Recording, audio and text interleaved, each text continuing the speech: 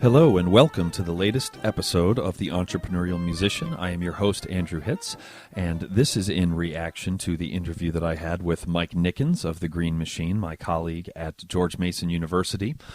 His story about how he had a tenure-track position created for him actually reminded me of a story that my father told me, or rather something that my father told me when I was younger.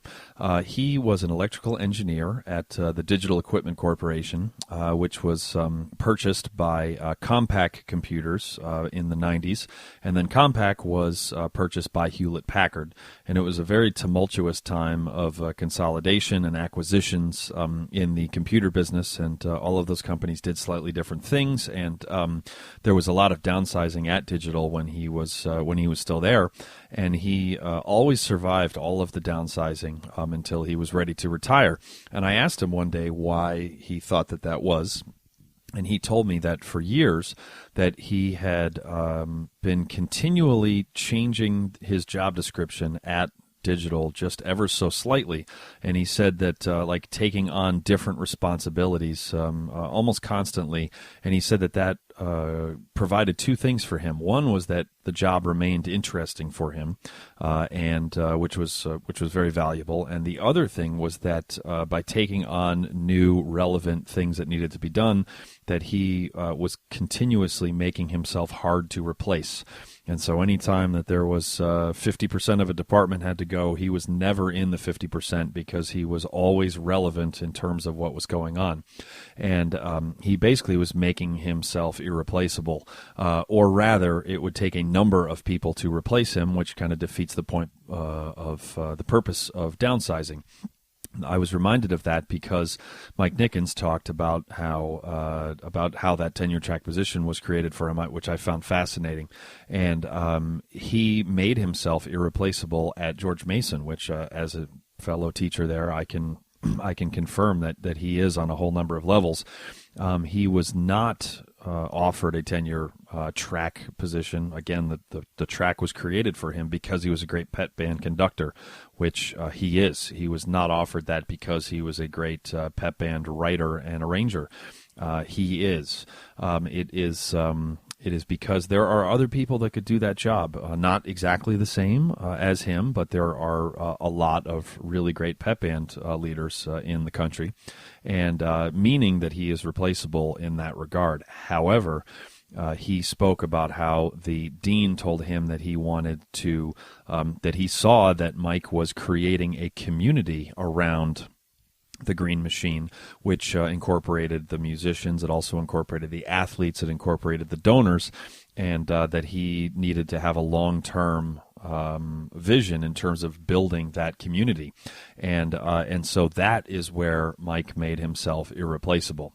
And these are my words, not his, of course. But so the conducting, the arranging, being a great musician, those are all requirements for doing that job well. But the fact that he is on a first-name basis with the donors that sit front row for those basketball games, who donate not only to the athletic program, but also to the university as a whole, and now to the Green Machine, is irreplaceable. The fact that he is on a first-name basis with the entire athletic department, and that he has bridged the gap between the athletic department and the music department, is also something that is irreplaceable. And so there's a lot of schools where there's kind of an animosity between those two departments, and Mike is a bridge to that. And so finding someone that is as good at community building, as good at networking, as good at working with donors, and is all of the really, really great musical qualities that Mike has. I don't know if there's anybody that can do that. If there is, it is a super short list of people, and almost all of them are already going to have a job, and why would they leave for yours? So that is why what the dean saw in him, and why a tenure-track position was created for him in an environment now where that doesn't really happen all that often in academia.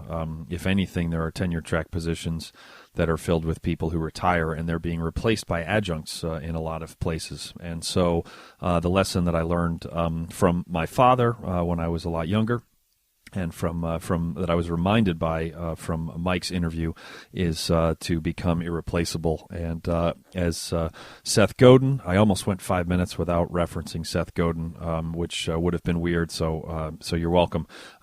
Seth Godin talks about how you need to be the part that is that people can't live without. You need to be the thing, rather, that people cannot live without. Not what you do. If what you do is what people can't live without, there are always going to be other people who are willing to do what you do for less money. And then it's a race to the bottom. In some industries, those people can be in other countries where $5 an hour is a huge amount of money. Obviously, pep band leader is not something that can be outsourced to someone in Indonesia, but there's kind of a race to the bottom then if what you're being compensated for is only what you do. But if an integral part of what you're being compensated for is who you are and what you bring to the table personally on top of what you do, which, oh, by the way, you have to be great at whatever you do, then you become irreplaceable, and the marketplace is going to value that monetarily and with job security. Well, thank you very much for listening to another episode of The Entrepreneurial Musician. You've been listening to The Entrepreneurial Musician with Andrew Hitz on the Pedal Note Media Podcast Network. If you would like to help support the podcast in order to make more episodes like this one possible, please visit pedalnotemedia.com/donate for more details. You can sign up for my monthly newsletter and find my blog at andrewhitz.com. You can also find me at facebook.com/hitztuba, and I'm at hitztuba on Twitter. The Entrepreneurial Musician is produced by Austin Boyer and Buddy Deschler of the Fredericksburg Brass Institute. Executive producer is Andrew Hitz. The theme music was performed by Ben Barron, Rich Kelly, Daniel Lapel, and Andrew Hitz. This has been a presentation of the Pedal Note Media Podcast Network.